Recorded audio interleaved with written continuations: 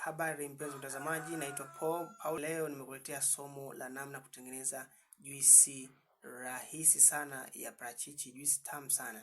Hatua ya kwanza, chukua parachichi yako, imenye, ikatakate kama hivi.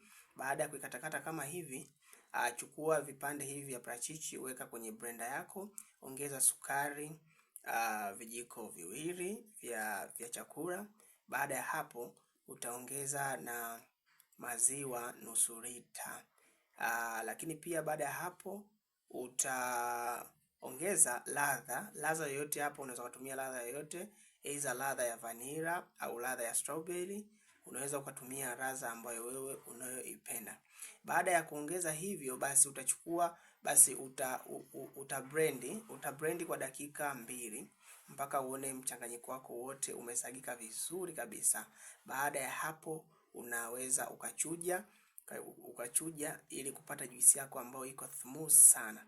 Baada ya kuchuja, basi tayari sasa juisi yako inakuwa ipo tayari kwa matumizi. Basi unaweza ukafurahia juisi yako ukaenjoy.